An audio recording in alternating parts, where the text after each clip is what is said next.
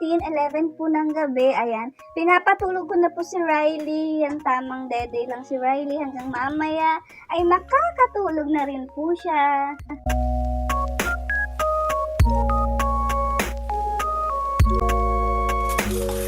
At finally, nakatulog na rin ang aming baby.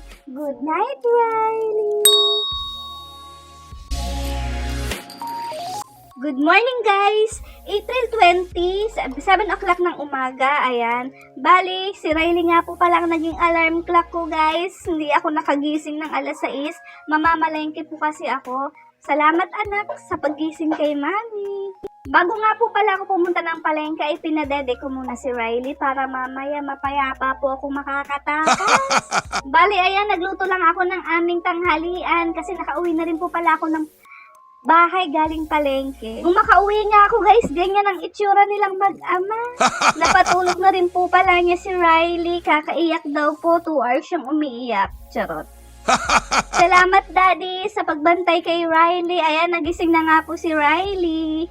Pinalitan nga po pala ng damit ni Daddy si Riley kasi nga basang-basa na naman po. Napuno na naman po ang diaper niya. Bali, ayan nga po pala yung pinamili ko kanina, guys, sa palengke. Ayan, eco bag. Sige, buksan mo, girl. Ayan, bumili na naman po pala ako ng mani para mayroon akong lalagain mamaya. Natakot pa nga ako kanina, guys, kasi may lumapit sa aking lalaki kanina. Nag-offer pa nga po sa akin na tulungan niya raw ako sa pagbubuhat ng aking pinamili. Eh, alam naman niyang nasa pushcart na po lahat. Eh, alam ko din naman po kung saan po ang sakayan ng tricycle. Buti na nga alam po may mga lalaki doong nakatambay. Nahalata po siguro na pinipilit po ako nung lalaki at saka medyo naiirita na rin po siguro yung mukha ko. Ayun, sinita nila yung lalaki, sabay alis din naman nung lalaking namimilit sa akin. Tinanong ko nga sila, kuya, kung kilala nila yun. Ang sabi nila, hindi raw. Baka raw hindi taga roon yun. Wala lang, naikwento ko lang po sa inyo para mahaba itong mga sasabihin ko. Bale, yan nga po, ay nagplansya na rin ako ng toga ni Paolo. Alas 4 na nga po pala ng hapon dyan, kaya si Riley ay tulog pa. Samantalahin po natin habang tulog si Riley, walang makulit, walang nanggugulo kay Mami. Maya-maya nga po ay may kumakatok sa pinto ng kwarto. Ayan, nagising na rin siya. Abay, gusto pang magpabuhat sa akin. Nasabi ko, wait lang anak, magpa-plancha pa si Mami. Mas gusto ko po talaga, guys, ang maglaba kaysa sa magplancha. Kahit bigyan nyo pa ako ng labahin, tambak-tambak na labahin dyan. Wag po talagang magplancha, guys. Pero no choice tayo kasi wala namang ibang gagawa nito kundi ako lang. Bawal magreklamo kasi wala tayong karapatang magreklamo. At habang nagpa-plancha nga po ako, ayan si Daddy. Mag-iinsayo raw po siya. Inaantok pa nga po si Riley dyan. Kaya lang kasi pag wala na po siyang katabi sa higaan, ay, ayan, babangon na rin po siya.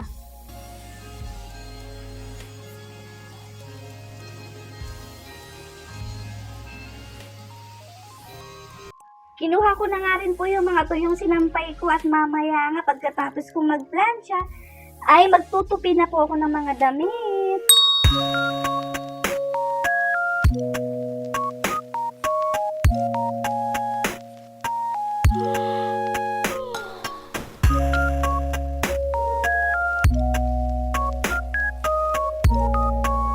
Ayan nga, unti-unti nang lumalapit si Riley sa daddy niya.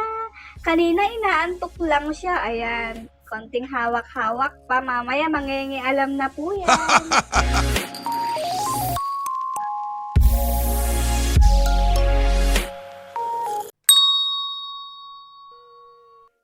April 21 nga po, 7:30 ng umaga. Ayan, nagluto si daddy ng itlog. Fast forward na nga po, guys. 12 na po ng tanghali. Tinanghali po ako ng gising. Madali ang lutuin na nga lang po. Nagprito na lang po ako ng isda. Tsaka nakapagsaing na rin po ako. At may kamatis pa tayong sausawan na may sili. At syempre, meron pa po. Meron po akong talbos ng kamote. Steam ko po ito. At yung kay Riley naman po ay nagluto po ako ng may sabaw. Nilagyan ko po ng malunggay tapos yung isda po para may sabaw naman si Riley. Let's eat po guys!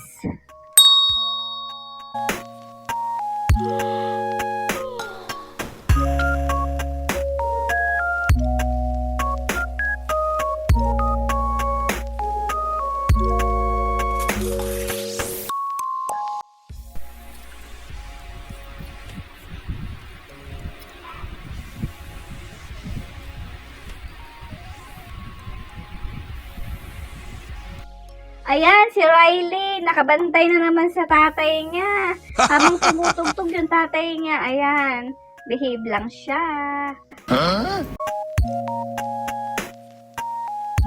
Maya-maya nga po ay nag-harvest po ako ng aking tanim.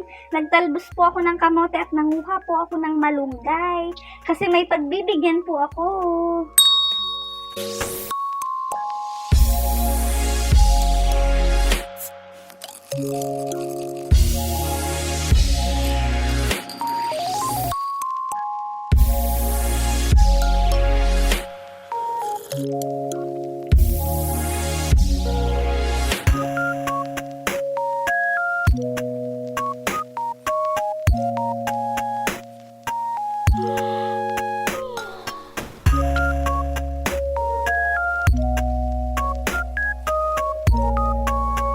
Ayan, si Riley nagtutulog-tulugan pa kunwari. Ayan guys, napalitan ko na rin po siya ng kanyang pajama kasi gusto na rin po yata niya matulog. Ay, ewan ko ba, kaya lang wala pa si daddy niya. Mukhang aantayin pa po niya si daddy niya kasi nasa kapilya pa po si daddy. Dito na po namin i-end ang aming video guys. Maraming salamat po sa inyong panonood. Mag-ingat po tayo palagi. Bye-bye!